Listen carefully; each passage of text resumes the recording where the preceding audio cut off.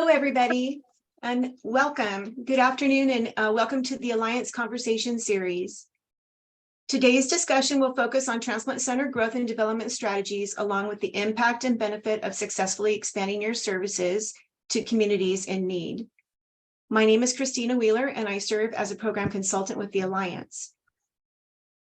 The Alliance Conversation Series is meant to be a fast-paced, collaborative opportunity. Through shared insight, multidisciplinary experts identify solutions to critical challenges affecting our communities of practice. We encourage all of you to engage our speaker today and be involved in the conversation by using the chat feature located at the bottom of your Zoom window. Please feel free to submit your comments or questions at any time. Additionally, if you're joining us as a group, please complete the following poll to indicate the approximate number of people who have joined in your group. Now, to get us started, I'd like to introduce our moderator for today's session, Gwen McNatt. Gwen has a career in the field of transplantation that spans over 40 years. The last 19 of these years has been spent in transplant administration. She's an author, consultant, and speaker regarding best practices in community administration and quality. Since April 2020, Gwen has been the Chief Administrative Officer for the Organ Transplant Center at the University of Iowa Hospitals and Clinics. She previously served as Director of Operations at Kovler Organ Transplant Center in Chicago's Northwestern Memorial Hospital. She held this position from 2005 until April 2020. Previous positions in transplant include manager, transplant nurse, coordinator, and staff nurse at Northwestern and 3 other transplant centers. She has held numerous leadership positions in professional organizations such as the American Nephrology Nurse Association, the Alliance, NATCO, and UNOS. In addition, she serves as a faculty for American Foundation Transplant Quality Institute. She is board certified. In 2018, Gwen was inducted as a fellow in the American Academy of Nursing and awarded the UNOS Quality Award. Gwen received her BSN at the University of Iowa, earned a master's degree in public health nursing, family practice nurse practitioner at the University of Illinois in Chicago. She earned a doctorate in nursing at Loyola University, and her doctoral dissertation is entitled Easing My Burden, a grounded theory study of kidney transplant recipients' experience with their transplant coordinators. Welcome, Gwen, and I'll turn it over to you now. Thank you so much, Christina. And welcome to all of our attendees to this, what I think you're going to find a very interesting talk. Our speaker today is Dr. Richard Gilroy. He's a hepatologist and medical director at the liver transplant program at Intermountain Medical Center in Utah. He previously was a professor of medicine and the medical director of liver transplantation at the University of Kansas in Kansas City.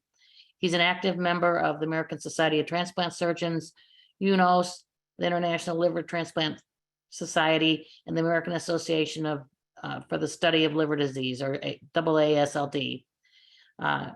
He's also on the US FDA Gastrointestinal Drug Advisory Committee. He's authored numerous journal articles, book chapters, and presentation. His research interests include short bowel syndrome, liver transplantation, hepatitis C, and other disease. He currently has an NIH grant and is a mentor for a AASLD nurse practitioner grant. Please help me welcome Richard Gilroy. Thank you, everyone. I'm going to just see that I can make sure all of this works. I'm going to try to share my screen now and bring up my talk. So I always find it interesting when you hear other people talk about you, because you sometimes look around to see who they're talking about. And in my case, I've been fortunate enough to have other people actually make me successful. And I think that's a big part of the talk that I'm going to give today. So the first thing I want everyone to remember, and I think some of us sometimes forget it when we get in the trenches and we're working a lot, because it sometimes feels like it's only you, but transplantation is a team of community sport. And without those elements, you'll never be successful.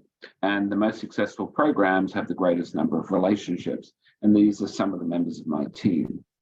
And when we look at our program, these are the numbers for our program. We have us averaging 36 liver transplants per year up until 2018. We did 4 living donor transplants in that 10-year span up until 2018. And this puts us to a polling question.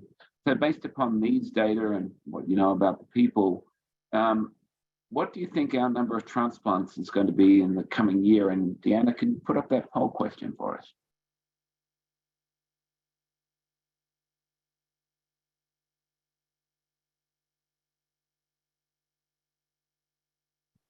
Okay, so I'm just going to move forward, and you always have to have disclosures. And the first disclosure is we're not talking about hair transplants here, and probably we're not going to be quite as successful. But when we look at the program, what I'm hoping is that people will be able to guess the close answer. And again, reminder, we only did 36 transplants average for the last 10 years. So which of these is the most likely number based on our current rate of transplants that we will do in this year?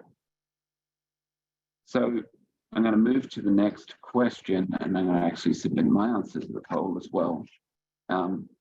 But that's just a guess. So moving forward, it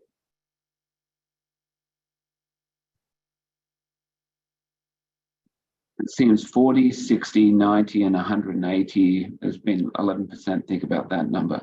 Okay, that's pretty reasonable. I think that we should examine this, and we'll talk about how we might be able to influence this. So when we have a look at things in general, transplant growth is very important. And there are many reasons for the importance of this.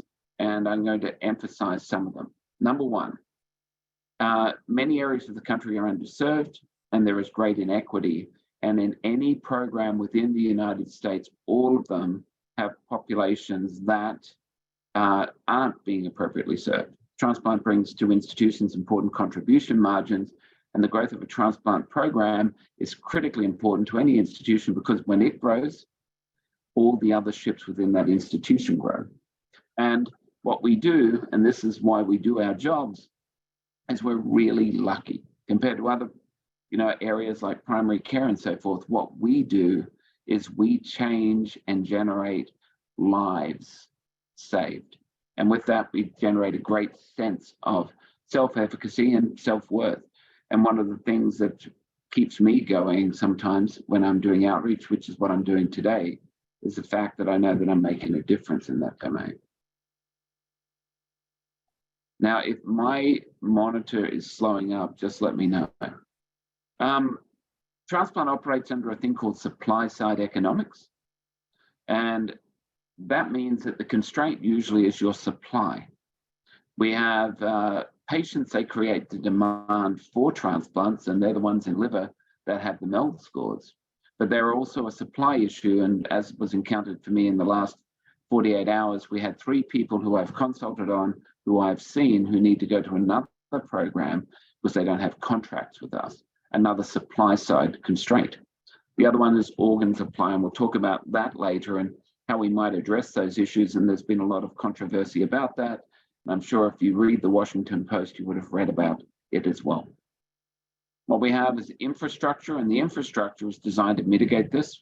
We have people who do the work. We have the facilities that we design our operations around so that we can access patients, contracts, and organs. What we always do is aspire to clinical excellence, and we must have reasonable goals. This is the domain we seek to influence, and everyone must understand you can influence this at whatever level you are within your program. You have the potential for doing that. So our program, again, we first started in '86 with a 3rd program on the West Coast, and that's sort of dividing from the Missouri line. We do living donor transplants, split livers, DCDs, and we do a thing called NRP. We've had significant growth over the last 5 years of greater than 200%, which is a clue to what the answer is going to be for that multiple choice question. And our quality improvements have run parallel to growth.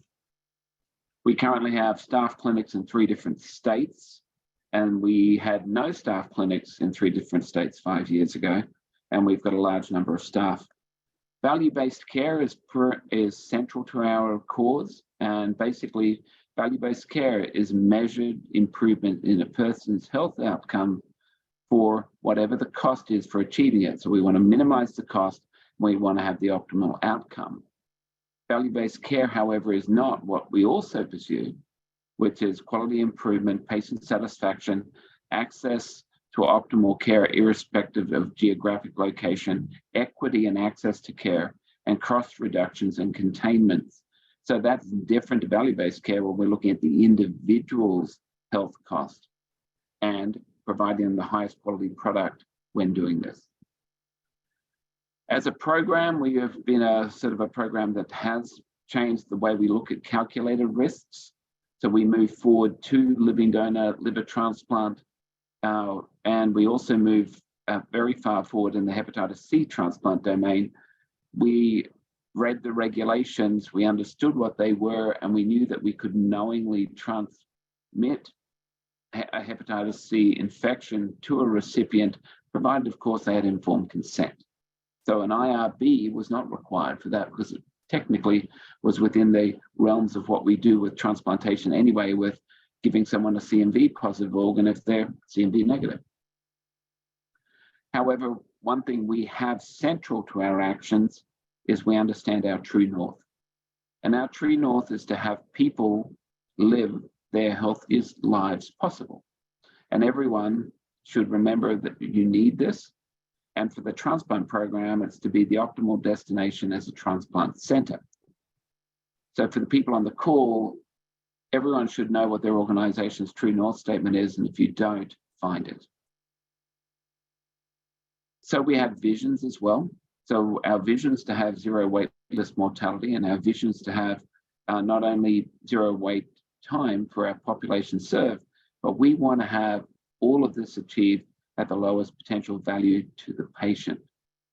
So not only are we going to become a preferred destination for all of the states that are adjacent to us, we also seek to become a national destination for living donor liver transplant and kidney transplant.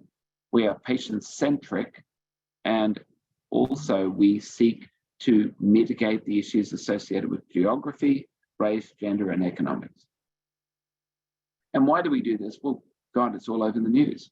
There is a terrible disparity in access, and some of these articles are ones that I pulled up, but just so everyone knows, not only do we see it written in the common news, but we also publish about it, which is, these issues of migration of patients and the influence upon waitlist outcomes.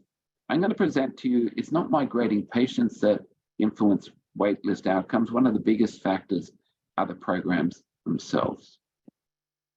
So what are the areas that we're really seeking to address for us as a program?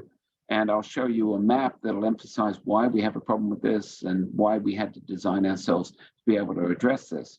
But we have a sizable rural population, meaning a population over a long distance from us in smaller towns with less resources. And these patients in these towns are listed at a much lower rate, and these patients in these towns have much higher waitlist mortalities. And we design ourselves to address that. In addition, we have economic problems around us, and Rupert, Idaho is an area within the poorest county west of the Mississippi in the United States. So when you have those economic issues, you've got to remember the families have those economics, the patients have those economics, the communities have those economics, and you've got to design yourself to mitigate those. And then finally, what we have are these underserved populations, and what we can do is calculate where they are and how we might address those issues as well. Now, on the transplant side of things, the transplants, there are other areas in the country like places like Wichita, Kansas, where there are also elements that are existing there, and they are not dissimilar to what we have here. So I must admit, our program was privileged to having explored the development of transplantation in that market, as it allowed us to consider how we would approach our current market. So this is the map I was talking about. And why is this map so important? You can see that most of the population lives on the East Coast and not the West Coast, although California has a very high population density and a very large population. Now, why is this something that everyone on this call needs to remember, is that within these populations, within your demographic, there are underserved populations, and you can build advanced reports from the OPTN website or get a star file, and you can work out where your populations are that are in need. And that's what we did when we started our practice here. So what have we done to address this? Well, what we have is, we're a quaternary sort of care center, but around us are tertiary and sometimes much lower care centers. So we put remote clinics in appropriate locations. We develop virtual platforms within communities outside of our center. We have a call center that prioritizes the calls to the transplant center, attending physicians, so it doesn't go through third parties, but directly to us for these calls. And then we actually have community education programs and community relationships such as ECHO that actually enhance the care of patients locally. We've looked at local high-value networks, and we've developed these because you need to know who's good in that community who can help your patients, and then educate to support them so that people come to them for care. And that's what ECHO does very well. We've diminished local costs by lessening the number of people who have to drive to come to us. It's a 6-hour drive from Boise, Idaho to our facility in Salt Lake City. It is also a 6-hour drive from Las Vegas, Nevada to our facility. So what you need to do to diminish costs is get out into those markets. We've got a multidisciplinary system, so we have licensing of multiple different providers in different specialties within these states. And then finally, we also, by having this local access, have provided earlier access to definitive decisions that help people and patients. And so for everyone on the call, ask yourselves, what are you doing in your program to do this for the people in your community? And why do we do this? One, when you educate on this to local providers, it's great. It's going to change the potential way that care is provided and can actually increase the size of their practices and the care within their practices. But when you do this, just remember there's not an endless pot of money. So when you think about a strategic location, it needs to be done with this in mind, because your institution, when supporting this, will need to understand the dollars and cents. And when you move forward, when they look at costs and they are becoming very constrained in terms of your ability to access funds, what you need to do is understand the business model of why this is important for your administration to support this beyond simply the patient, because at the end of the day, everyone's going to them asking for money. And what we have is, again, all of these people are affected by costs: the patient, the family, the employer, the payer, society in general, but the healthcare systems as well. And there's interrelationships across all of those systems in relation to, the finances and the economics of what we're doing. So let's examine a market, because I think that's really why you're all here. So the first steps when you look at a market, you need to identify your teams of who's going to be involved in these projects of development. You must have leadership and sponsors at the highest level. So start with building an SBAR, which is a subject, an assessment. So the subject in this case is delivering care in a remote community and providing an optimal care structure. The assessment is the steps associated with what you might have identified within that community, all the elements that may impact that. Then you're going to provide recommendations about that community, and then you're going to have actions. You need to have effective partners as part of this. So individuals who join it are people who are going to participate, not people who want to be part of the cause. You want people who are going to be actionable in that cause. And then the next step is your analysis, as I mentioned before, with your SBAR. You want to know your populations, the people managing those populations, the systems managing the people managing those populations, what contracting for you exists in those markets, or what contracting you may seek to have. And that brings in the people from your development parts of your organization. Then you must understand the economics of any decision.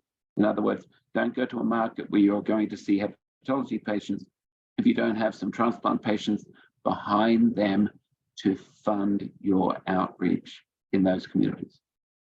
Because transplantation, as I said before, is an important contribution margin. So what the other part is really important, it's easier if you have a clear mission. And we have one, but again, reminding everyone on the call to have a mission statement. You will, when you do development, encounter barriers. And every barrier needs to be assessed, and then we need to design our actions to overcome it, and then expect other barriers. When I entered when we as a program entered the Boise market, there was a lot of resistance with the local gastroenterology groups for us entering this market because they weren't certain of the need. So then what we did was we went to the OPTN files, identified what the transplant rate for adults was in this community, and then we identified partners surrounding that. And we put that against projected rates of what it should be for the community.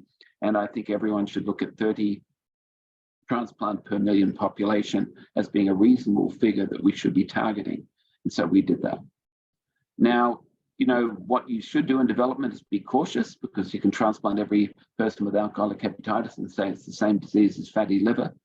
But when you do that, just remember we haven't quite got a very good understanding of how we manage them afterwards. And when people say they do, I'd like to see the randomized studies and the appropriately designed studies demonstrating that alcoholic hepatitis might be a problem for us in the future that may be more difficult to manage than we ever thought.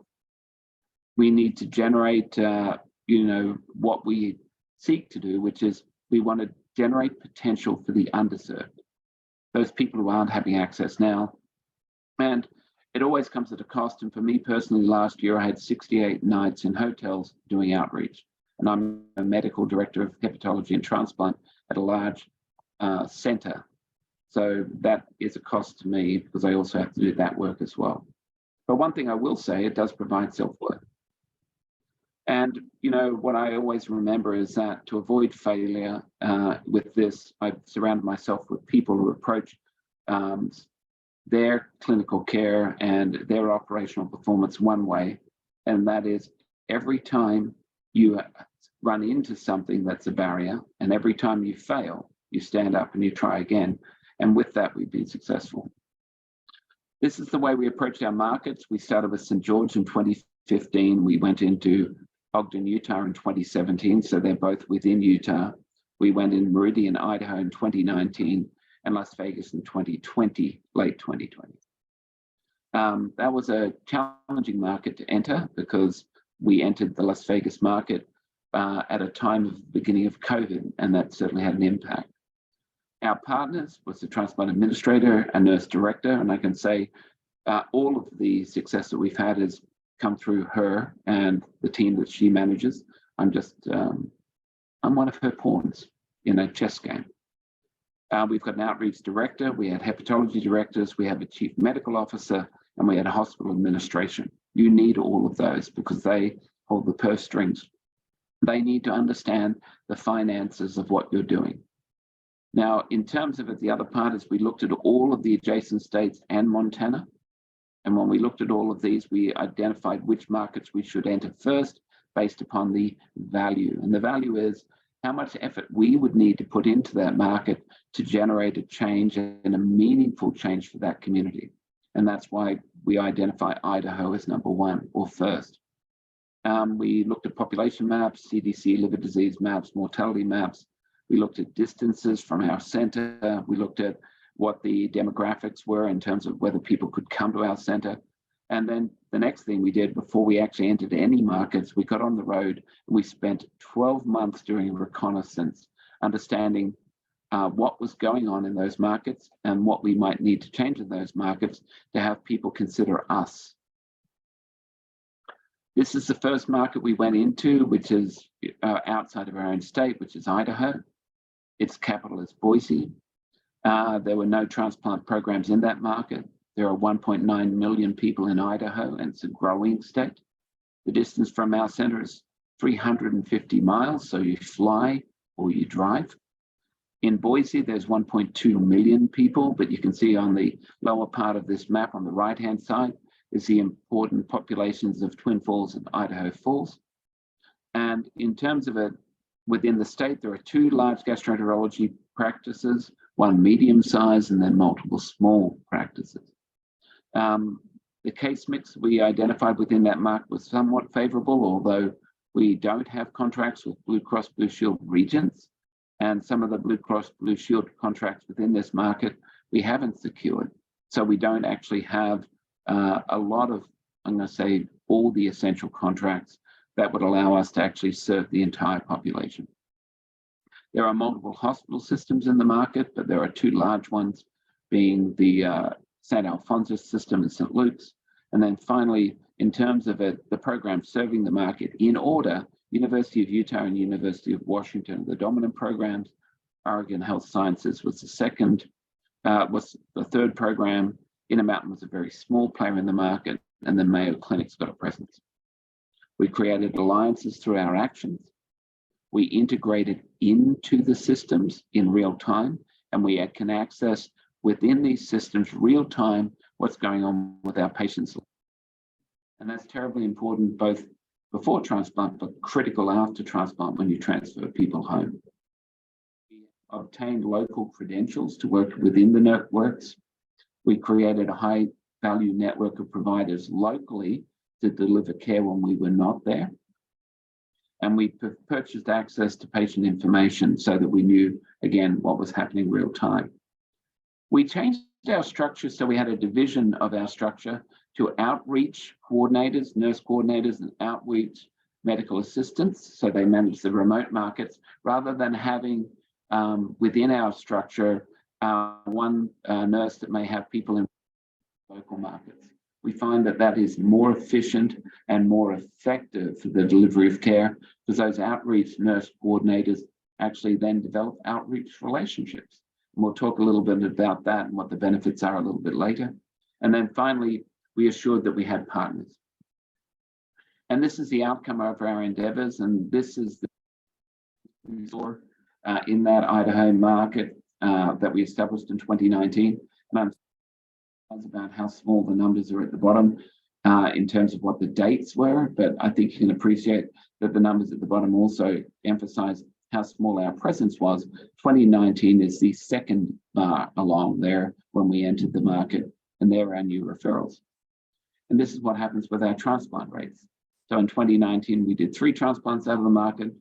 Last year, 27. So far this year, we've exceeded that 27 in terms of the number of people we've transplanted out of that market. So that's the number of people in Idaho receiving transplants and our change. Now, we've had little impact upon the number of transplants performed by other programs within that market.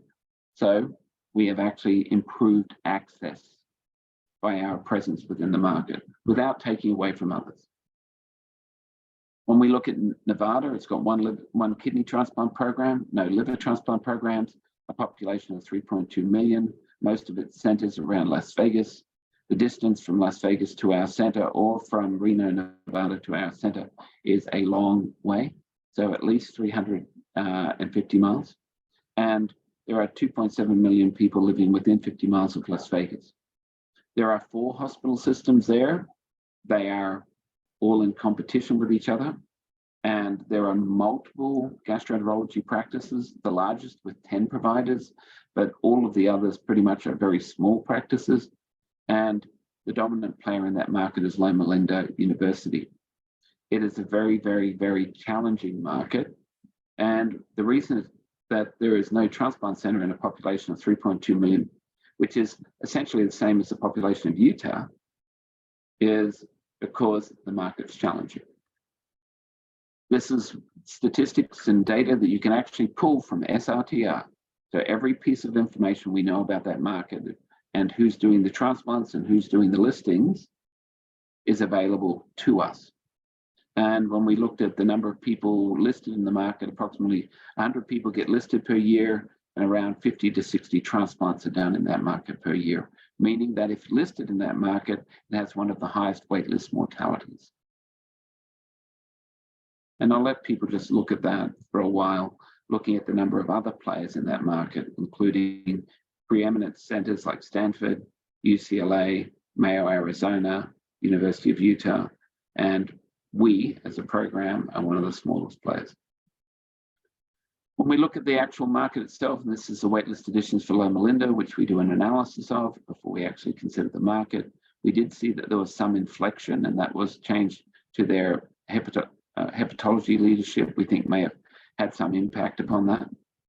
And when we have a look at our referrals, BICAM, in contrast to what we see in Idaho, despite the fact we've entered the market in 2020, over 2 years, we had a doubling, but not much more than a doubling so far.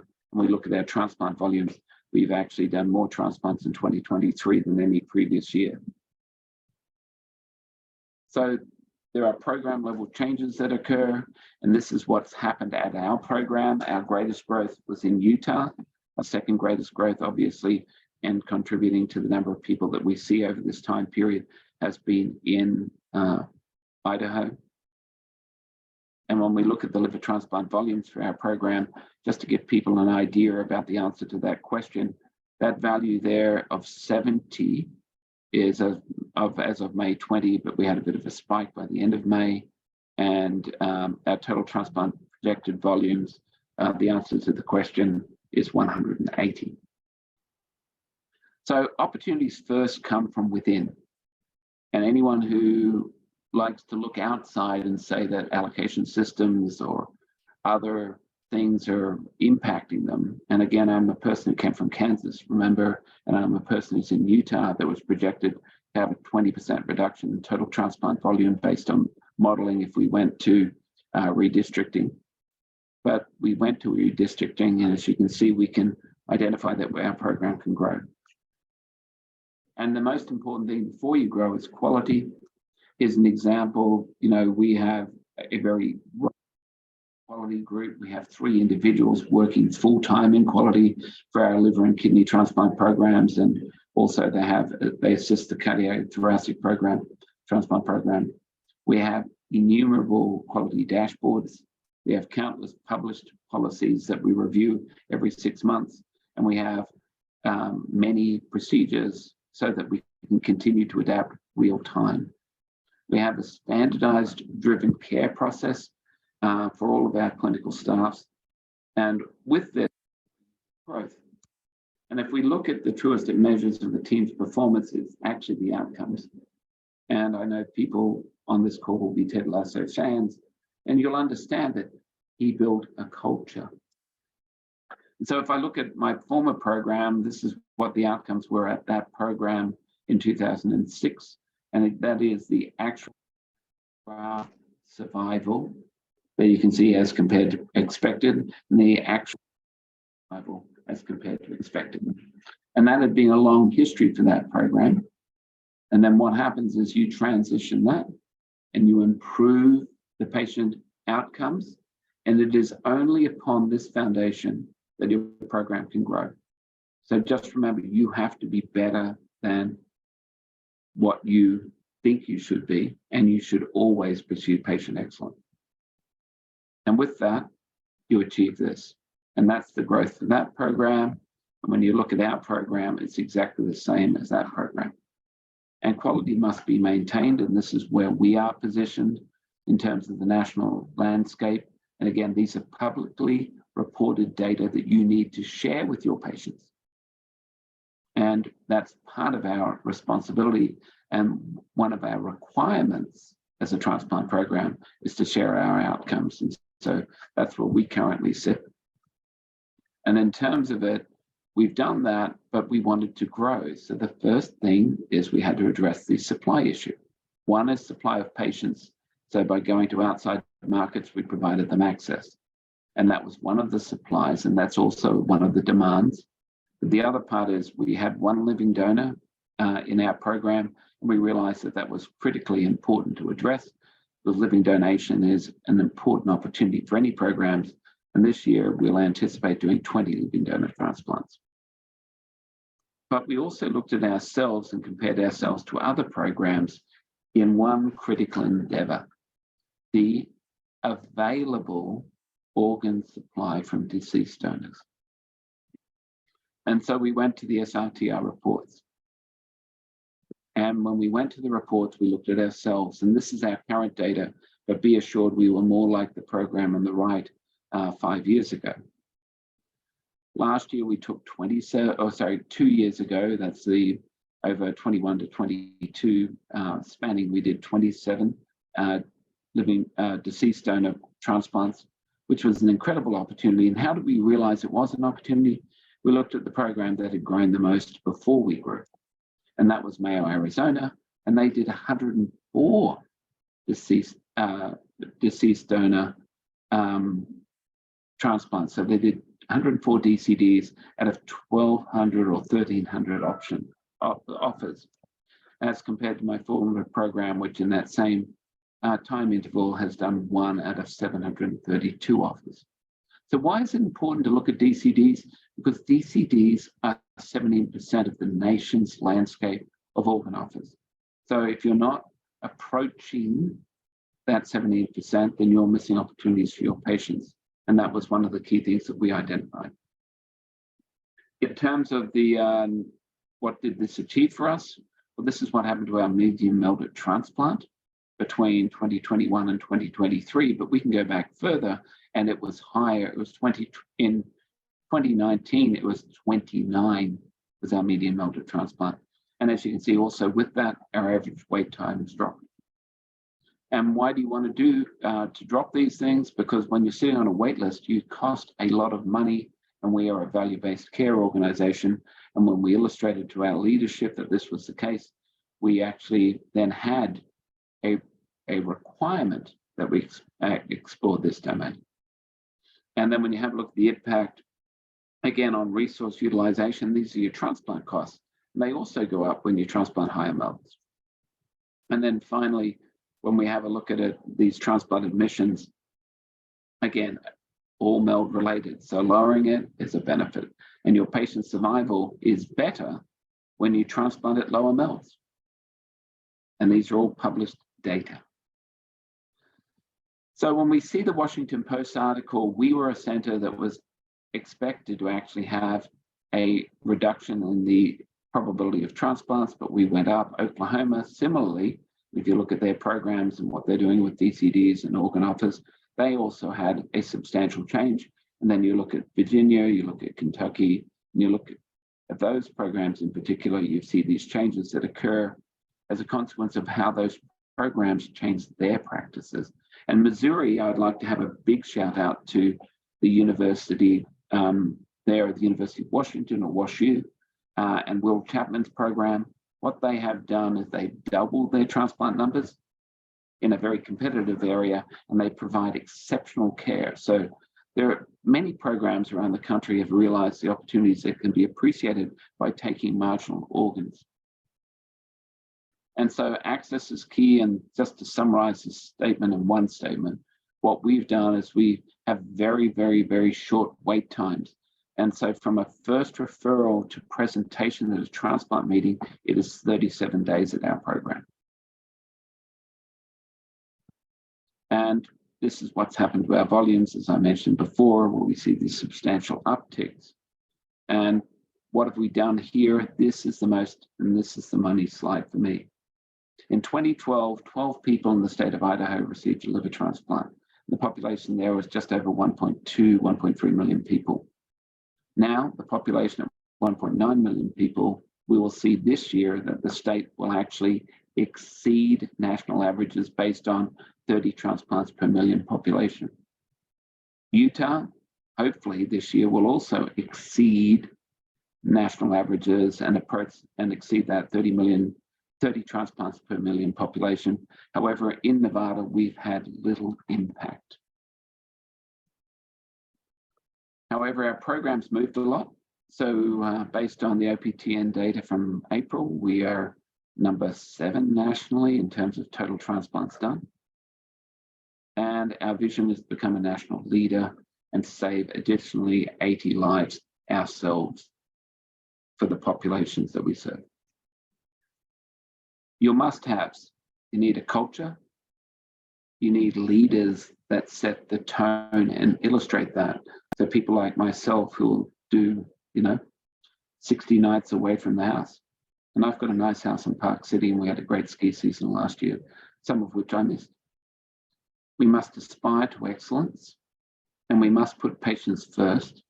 But let me tell you, me as a leader, I've spent time away, but my nursing staff, my coordinator staff, my medical assistant staff, and the assistant staff of our program, we have a culture that we are all prepared to travel.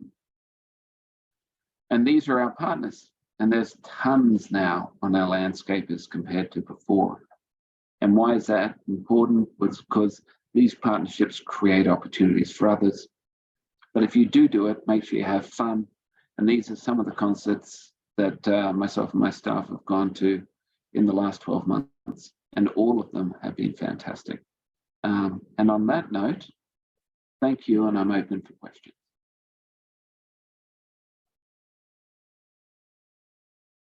So people, if we want to ask questions, feel free to put them in the chat. I don't see any right now. But Dr. Gilroy, some of the questions we had previously, I think you've seen some of these. There was a question about growth and how much psychosocial risk are you willing to take? Could you comment on that? So that's a really important one. And the reason I think that people need to understand is when you grow and you start accepting more people to your list, it means that you're doing something different to what you did before.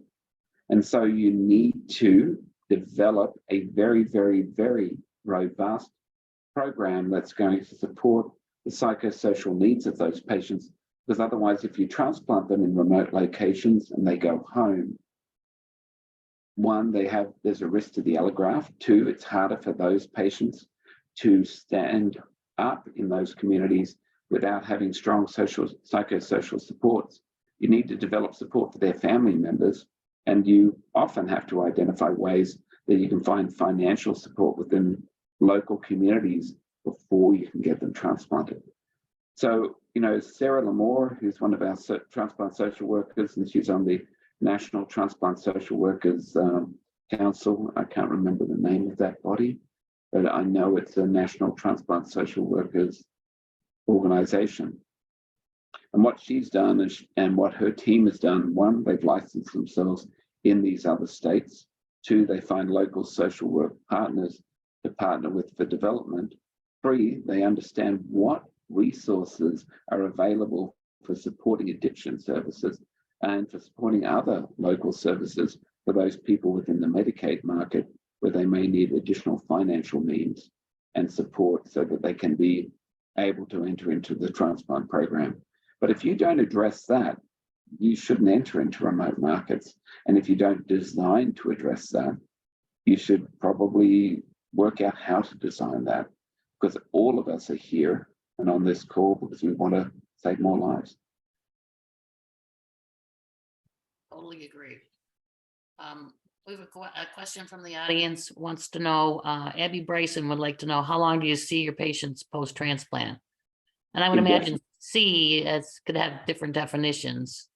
Yeah, okay, so I'll break it down. So we see them locally after transplant for remote markets, in general, for 4 weeks, they stay with us. After that, they return home. We then see them at 3 months, 6 months, 9 months, and 3 months, 6 months, and 12 months in person, unless they're a complicated patient, where we see them locally more often. We use virtual platforms and we have local platforms. And last night, for instance, I saw one of my patients at Meridian at one of the facilities where I have the ability to provide basically inpatient consults. We use virtual platforms for those consults. And then finally, we follow everyone indefinitely.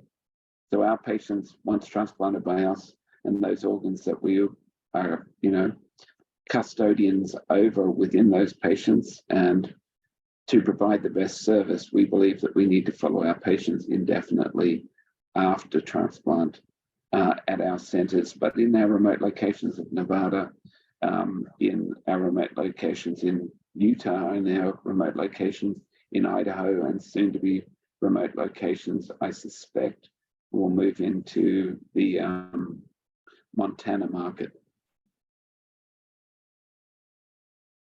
Got another question here. Can you explain some strategies specifically about growing the pediatric population? So pediatrics is very difficult, but again, the key elements to the pediatric program, and I've got some knowledge of this because of our relationships with the program at Primary Children's Hospital in Utah, and their interest in serving a greater number of programs. The key there, so for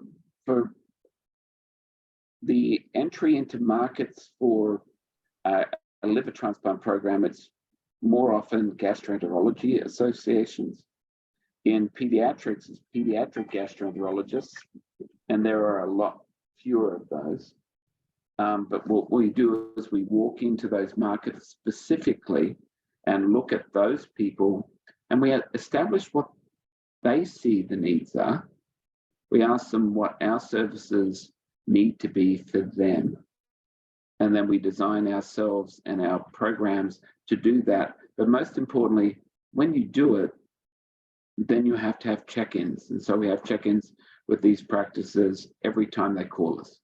Are we doing the right thing? Are we giving you what you need? How is that patient? How can we help you get patients to us?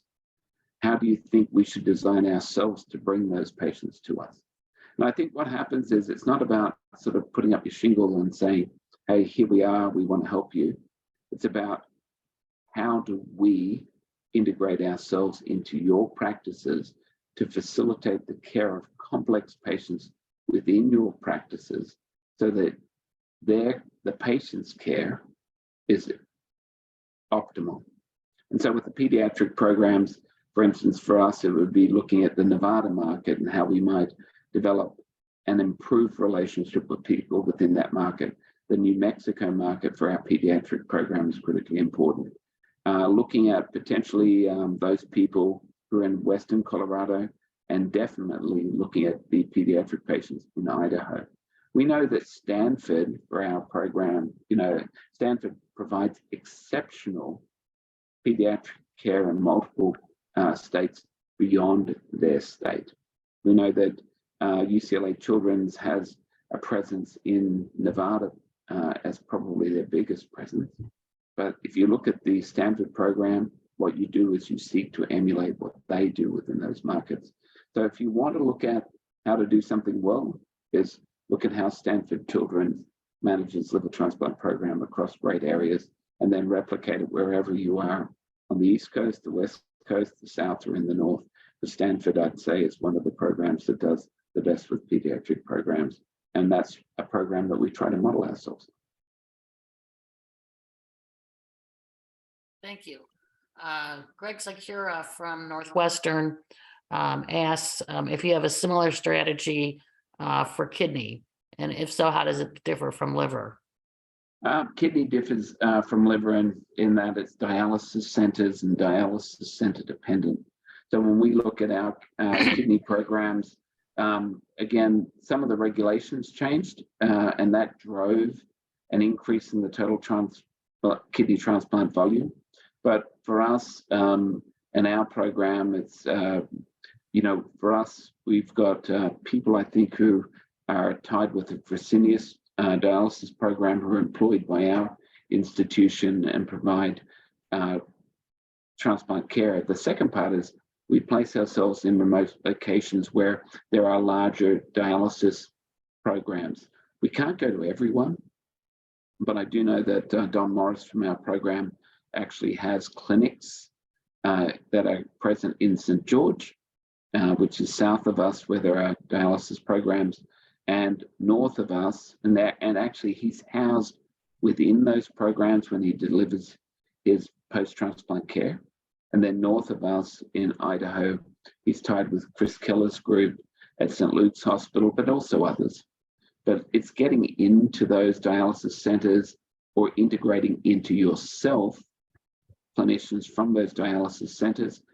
But behind that, you must have nursing and nurse coordinators that are integrated into the communications within those centers so that real time they can receive data on patients. So that's what we've been designing ourselves to do. I don't know if that fully answers your questions, but we did look at population maps, and then we worked out where we needed to place our clinicians and our nurse coordinator relationships. So when you say integrated, the nurse coordinator is integrated, do you mean they're actually on site, or you mean relationship wise? Relationship is one element to it, but the on-site part is, so our nurse coordinators actually travel with our nephrology groups, or today, if I could put you on the other side of this wall, and on the other side of this wall, there's a physician assistant from our program working here in Boise, Idaho. There is a nurse coordinator there. There's a FibroScan machine screening people for liver disease within the community, all of which is placed within this market, because all of that is part of delivering healthcare and access to patients so they understand their liver diseases. And then those information, say for FibroScan, go back to local providers, and also they receive decision sheets on what that means in that market. Great. Abby Bryson would like some more detail on the call center and administrative support you have for scheduling and how you scale that up. Yeah, so let me tell you, call centers and scaling that up is challenging. That needs to come from top down. So we provided within our institution information to the institution on how important the priorities were for getting patients who were sick with end-stage liver disease in remote locations into our organization. And we have a tiered system that they're a number one access person. The second part to the call center, and a problem we identified early, was the calls were going to the wrong people. So gastroenterology on call was often getting calls about end-stage liver disease patients needing to be transferred. And that needed, what we did and what we modified both there and when I was at Kansas, we modified it so that when those calls came in for end-stage liver disease decompensated patients, that within the immediate first call, tied to sometimes hospitalists accepting the patients, was the hepatologist was part of that call, or the intent ICU critical care person, a hepatologist associated with the transplant program, was part of that call. And the reason that's so important is that it's the first decisions that influence the primary outcome. So, example, acute liver failure patient yesterday was transferred to our program and went to our program because we could accept them. At the same time, another acute liver failure patient provide care to. We provided them access to the other program, in this case, the University of Utah, so that they could actually accept the patient, even though I am seeing the patient here in Idaho. So it came to me, I did an assessment, and I wrote a note, and then that patient from my assessment here went to the University of Utah for care. And similarly, that would happen in Nevada, where people I would see would go to UCLA or to other programs other than ours because of that, because we didn't have contracting. We're about saving the lives of patients, so we don't say we can't provide information to a patient when we can. But that's sometimes associated with shifting people elsewhere. Our call center actually identifies their insurance very early on in the piece and whether we can provide access to them, and then we bounce them around the country. Personally, as an Australian, I think it's access to all system that really should exist here, so that if I did see a patient, I would be able to manage them eminently, but not immediately, sorry. But in the United States, that's not the case. And I'd say about 40% of the people that I see here will go to other programs to be transplanted. Wow. I'm going to switch gears a little bit. Abby Bryson also asked, but this is a great question. You increased the number of marginal offers that you accepted, but at the same time improved your outcomes. What would you say was most influential in maintaining the outcomes? making sure you pick the right office. So it's all about understanding what, so every, and I'm part of that. So hepatologists, like for me today, I've looked at 2 liver biopsies on donor offers of Hep C. One was a Hep C positive offer, one was a metabolic syndrome 65-year-old in a remote location. Every time we fly and we can't accept that offer, there's a cost to us. So what we've developed is a probabilities index that we're pretty good at managing now, where we know in marginal offers how they're going to behave. In the past, we used to be more focused on what were our concerns, that organ mightn't work, and we accepted, our DCD rate was about 5%. It's now 40%. That's our offer acceptance on ones that we see coming to our program. And then what we do is we have that behind that, what we have, you saw that we have a quality organization that sits behind that with 3 individuals providing real-time outcomes for our organs and our organ offer acceptance, but also we track organ offer acceptance of declined offers transplanted by other programs. You can get all of that data from the OPTN website. Yep. So if you want to be robust, if you want to be successful, you need to design your program to be very good at doing it. And the Mayo Clinic Arizona taught us how to do that. And they were very open in educating us. So if you want to go somewhere, ask them about that, because they're better than us. And did you also say that you're using NRP? We've started NRP. NRP is a new thing for our program. However, we're behind, and we will soon be in front in terms of NRP. We need perfusionists and so forth, but we're designing ourselves for NRP for sure. There's some really exciting data about that, how the programs are using it a lot, are really having great outcomes. It diminishes your ischemic angiopathy rate with certainty. Right. And that's one thing that you have to be able to manage remotely if you enter into doing DCDs in remote markets. We also design ourselves, we have a thing called an STM category for our people on our wait list.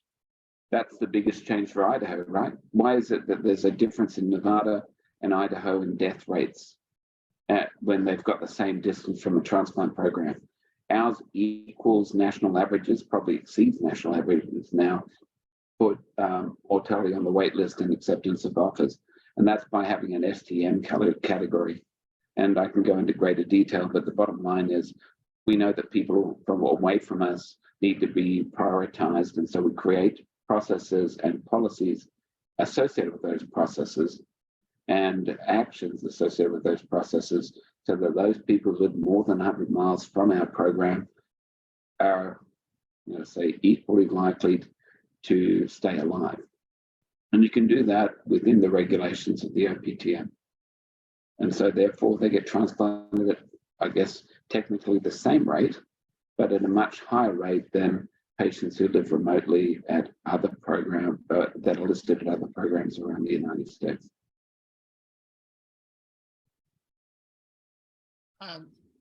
Someone asked about what is the system used to run the analysis. You're using SRTR and UNOS data, correct? We use SRTR, UNOS data, insurance data.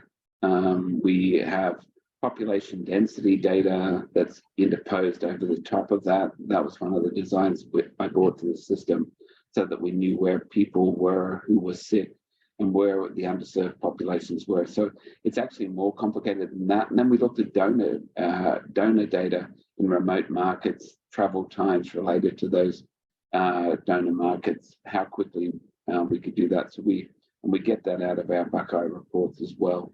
So it's actually a far more complicated system than one that was present, but it's a system that was not created by us, but it was created by programs in other markets. The best illustrated example of, say, the optimal system is Mayo, Arizona. And then, Mayo in Jacksonville is actually very good as well. But those programs were able to illustrate how they could travel to other systems, and not only transplant people, but transplant them with optimal outcomes. There was an earlier slide that showed where we stood 6th nationally in terms of outcomes for patients. Those programs above us, some of those were Mayo programs. Excellent. There's a question here about Montana. You mentioned you were going to move into Montana. The questioner, Avash Kalra, said they're 50th out of 50 states in terms of access to transplant, in addition to a Medicaid program that may have exacerbated their own challenge. They're also a really large rural state. How do you approach outreach in the context of those challenges? You ask your hospital system to buy hospitals or develop affiliations with hospitals. And so in our case, we had a merger with SCL. We're also looking at a merger with another hospital system, but it didn't actually come through. And that would have actually been one that would have improved that quantum, to a quantum level.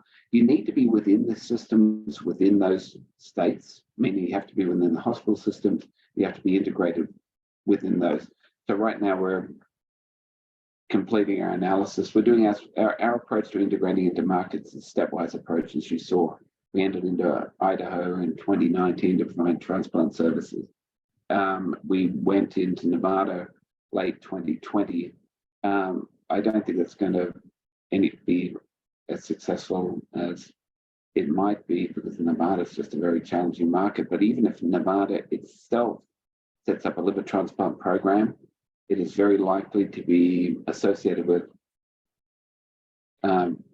diminished outcomes over what the OPTN, I think you'd have to ask the OPTN to give you nearly leverage in that market for diminished outcomes, which your post-transplant management is going to be, that's the big issue in Nevada. I think it would be very, very, very difficult to do in that market.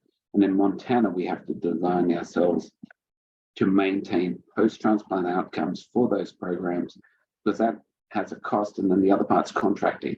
Contracting in Nevada and in Idaho is different in that you don't have the same, what is it? I'm trying to remember, I'm blanking, but it's the, they didn't adopt the Medicare expansion rules that allowed other people to get into those markets. But it doesn't mean because they don't have it that we can't do it. So we're designing ourselves to enter into the Montana market in particular to address the needs of that population. And I think we'll end up being more successful. I know we'll be more successful there, but I think we can be successful in Nevada as well. But Medicaid expansion was the main thing that has been a challenge, but those states that have adopted it have created greater access to transplant. Just remember, there's one thing that people on this call are probably all too well aware of. In the state of Texas, there are not many people who've got Medicaid or ever received a liver transplant versus in the state of Utah, everyone with Medicaid receives the equal access to a liver transplant.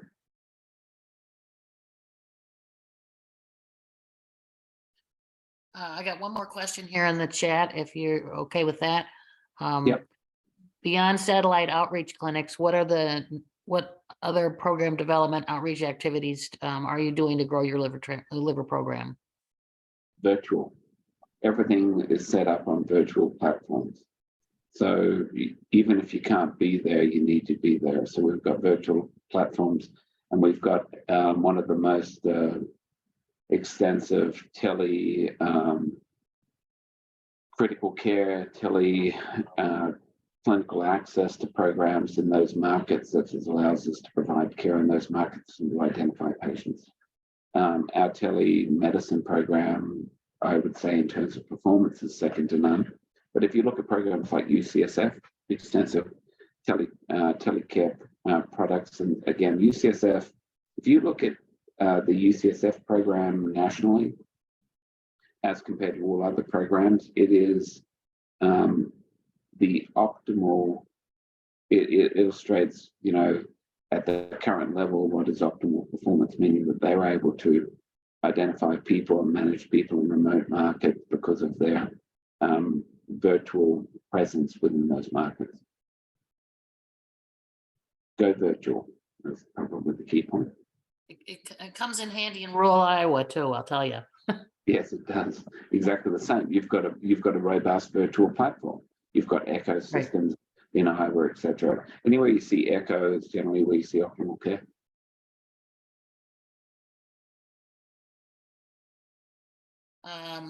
One more last question about dovetailing off that. What virtual programs do you use? And do you have problems with patients not having internet connections? No, we definitely do. We use any one that we can actually access. We were using Doximity in the early stages of COVID, for instance. So our program doubled its transplant volumes the first year of COVID. So we doubled the number of transplants we did in the first year of COVID for our liver transplant program, because we transitioned to a virtual environment in 24 hours, meaning that every single clinic patient that we had scheduled the day before with an in-person encounter had a virtual encounter and actually experienced a virtual encounter the day after. By doing that, we were able to amplify and double our transplant volumes in that period, but it also taught us about markets within that period. But that's the key.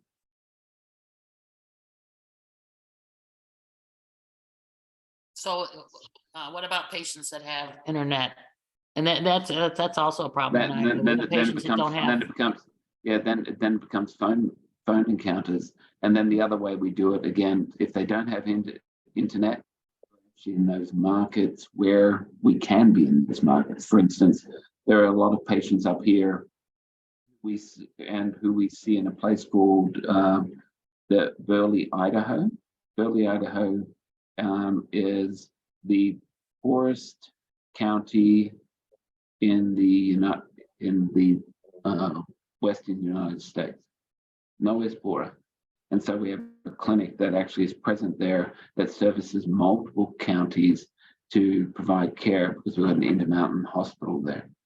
And that's the way that we've done it. But I can tell you that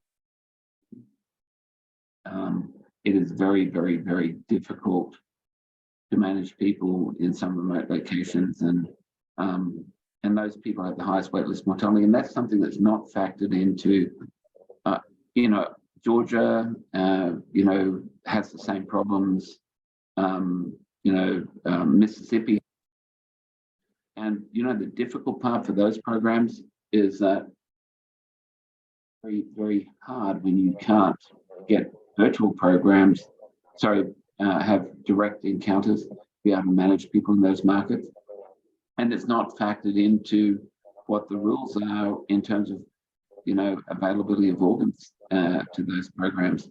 And that's what that disparity issue is. And same thing for Iowa, that for Iowa itself. And similarly for areas in Kansas, for, areas in like North and South Dakota, et cetera, et cetera, et cetera. It's not only the distance, it's the access. Right. Right. I think we've pretty much covered all the questions here. I appreciate you staying on a little bit later. Now I better get back to clinic. So everyone, look, thank you very much for the opportunity. The Alliance, thank you very much for providing this platform. I mean, I can't say more about the Alliance. It is an incredibly important organization for improving equity and making sure every transplant every time. Thank you, Dr. Gilroy. And on behalf of the Alliance, I'd like to thank everyone for attending, for hanging out later for these questions. Thank you, Gwen, for facilitating this conversation. And, Dr. Gilroy, as a lifelong resident of Idaho, I'd like to tell you thank you for bringing access and equity to Idaho for those patients that are waiting. I do really appreciate your efforts. So as with all of our Alliance Conversations series, we will be sharing today's presentations and recording with everyone soon. And again, I'd like to thank everyone for taking your time today. And that will wrap it up. Thanks a lot. Thank you. Have a good day. Thank you. Bye-bye.